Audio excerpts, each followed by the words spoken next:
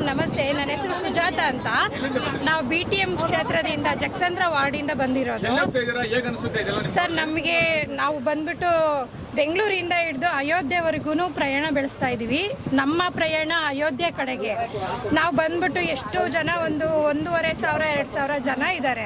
ನಮಗೆ ಎಷ್ಟು ಚೆನ್ನಾಗಿ ರಿಸೀವ್ ಮಾಡಿದ್ರು ಆ ರೈಲ್ವೆ ಸ್ಟೇಷನಲ್ಲಿ ಅಂತಂದರೆ, KR ಪುರಂ ರೈಲ್ವೆ ಸ್ಟೇಷನ್ಗೆ ನಾವು 12 ಗಂಟೆಗೆ ಹೋದ್ವಿ. ಹೋಗಿದ್ಮೇಲೆ ಅಲ್ಲಿ ನಮಗೆ ಹಣ್ಣು ಕೊಟ್ಟರು, ಜ್ಯೂಸ್ ಕೊಟ್ಟರು, ಮತ್ತು ನಮ್ಮನ್ನು ಅಷ್ಟು ಚಂದವಾಗಿ ರಿಸೀವ್ ಮಾಡಿ ನಮ್ಮನ್ನು ಕರೆಸ್ಕೊಂಡ್ರು. ಅಷ್ಟು ಸ್ವಾಗತ ಅಂತೂ ತುಂಬ ಚೆನ್ನಾಗಿತ್ತು ನಮಗೆ.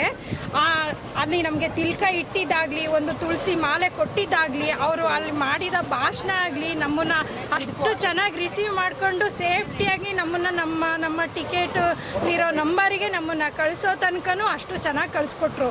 ಮತ್ತು ಇಲ್ಲಿಂದ ಮುಂದೆ ನಮ್ಮ ಪ್ರಯಾಣದಲ್ಲಿ ತುಂಬ ಚೆನ್ನಾಗಿದೆ ಅಂದರೆ ತುಂಬ ಚೆನ್ನಾಗಿದೆ.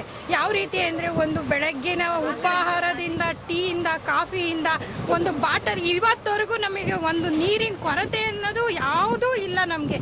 ಊಟ ಮತ್ತು ಊಟದಲ್ಲಿ ಎಷ್ಟು ಕ್ವಾಲಿಟಿ ಇದೆ ಅಂತಂದರೆ, ಯಾರಿಗೂ ಒಂದು ಗ್ಯಾಸ್ಟ್ರಿಕ್ಕು ಎಂಥದ್ದು ಇಲ್ಲ ಸರ್. ಅಷ್ಟು ಚೆನ್ನಾಗಿದೆ. ಆ ಫುಡ್ಡಲ್ಲೂ ಅಷ್ಟು ವೆರೈಟಿನೂ ಇದೆ ಮತ್ತು ಅಷ್ಟು ಆರೋಗ್ಯಕರವಾದ ಫುಡ್ ಕೊಡ್ತಾ ಇದ್ದಾರೆ ಸರ್. ಯಾವ ತೊಂದರೆನೂ ಇಲ್ಲ ನಮಗೆ ಈ ಅವಕಾಶ ಮಾಡಿಕೊಟ್ಟಂಥ ಆ ವ್ಯಕ್ತಿಗಳಿಗೆ ತುಂಬ ಧನ್ಯವಾದಗಳನ್ನ ನಾವು ಹೇಳ್ತಾ ಇದ್ದೀವಿ.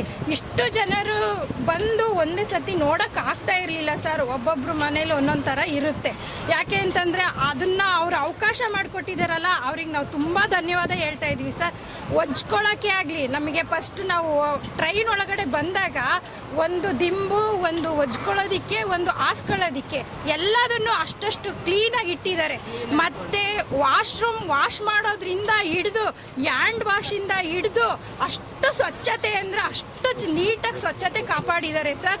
ಒಂದು ದಿನಕ್ಕೆ ಏನಿಲ್ಲ ಅಂದರೂ 3-4 ಸತಿ ಟ್ರೈನ್ನ ವಾಶ್ ಮಾಡ್ತಾರೆ ಸರ್. ಕಸ ಗುಡಿಸೋದು ಮತ್ತು ಅದನ್ನು ಸ್ಪ್ರೇ ಮಾಡಿ ವಾಶ್ ಮಾಡ್ತಾ ಇದ್ದಾರೆ ಸರ್. ಅಷ್ಟು ನೀಟಾಗಿ ನಮ್ಮನ್ನು ಕರ್ಕೊಂಡು ಹೋಗ್ತಾ ಇದ್ದಾರೆ. ಇನ್ನೊಂದು ಅಂದರೆ, ಸೆಕ್ಯೂರಿಟಿಗೆ ಎಷ್ಟು ಜನ ಪೊಲೀಸರು ಹಾಕಿದ್ದಾರೆ, ಎಷ್ಟು ಗಾರ್ಡ್ ಹಾಕಿದ್ದಾರೆ. ನೈಟ್ ಎಲ್ಲ ಬರ್ತಾರೆ. ಯಾರಿಗೂ ಯಾವ ತೊಂದರೆ, ಒಂದು ಪಿನ್ ಪಾಯಿಂಟು ತೊಂದರೆ ಇಲ್ಲ ಸರ್. ಅಷ್ಟು ನೀಟಾಗಿ ಕಳಿಸ್ಕೊಡ್ತಾ ಇದ್ದಾರೆ. ಅಷ್ಟು ನೀಟಾಗಿ ನಮಗೆ ಅಲ್ಲಿ ದರ್ಶನ ಆಗುತ್ತೆ ಅಂದ್ಕೊಂಡಿದ್ದೀವಿ ಸರ್. ಇದು ಬಂದು ನಮ್ಮ ಮೋದಿಜಿಯವರು ಮಾಡಿರೋ ಅಂಥ ಅಲ್ಲಿ ರಾಮನ ದೇವಸ್ಥಾನ ಕಟ್ಟಿದ್ದಾರೆ ಸರ್. ಅದನ್ನ ನೋಡೋದಕ್ಕೆ ನಮಗೆ ಎಷ್ಟು ಕೋಟಿ ಪುಣ್ಯ ಅಂದರೆ ಅಷ್ಟು ಕೋಟಿ ಪುಣ್ಯದಲ್ಲಿ ನಾವು ಬದುಕ್ತಾ ಇದ್ದೀವಿ. ಈ ರಾಮರಾಜ್ಯ ಮಾಡಿದ್ರಲ್ಲ, ಅದೇ ನಮಗೆ ತುಂಬ ಕನಸಿದ್ದದ್ದು ನನಸಾಗೋಯ್ತು. ಅದೇ ನಮಗೆ ಪುಣ್ಯ ಸರ್. ಈ ಕ್ಷೇತ್ರದಲ್ಲಿ ನಾವು ಬದುಕಿದ್ದೀವಿ, ಹುಟ್ಟಿದ್ದೀವಿ, ಭಾರತದಲ್ಲಿ ಇದ್ದೀವಿ ಅಂತಂದರೆ ನಮಗೆ ಅದೇ ಒಂದು ದೊಡ್ಡ ಪುಣ್ಯ ಸರ್. ನಮ್ಮಪ್ಪ ಮೋದಿಗೆ ಎಷ್ಟು ಕೈ ಮುಗಿದು ಬೇಡಿದ್ರೂ ಕಮ್ಮಿನೇ ಸರ್ ನಾವು ಮಾಡ್ತಾ ಇರೋದು.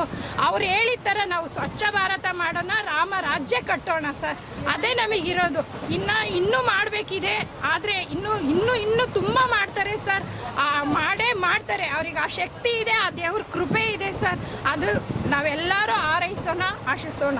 ಅವರೇ ಬರಬೇಕು, ಅವರೇ ಇರಬೇಕು.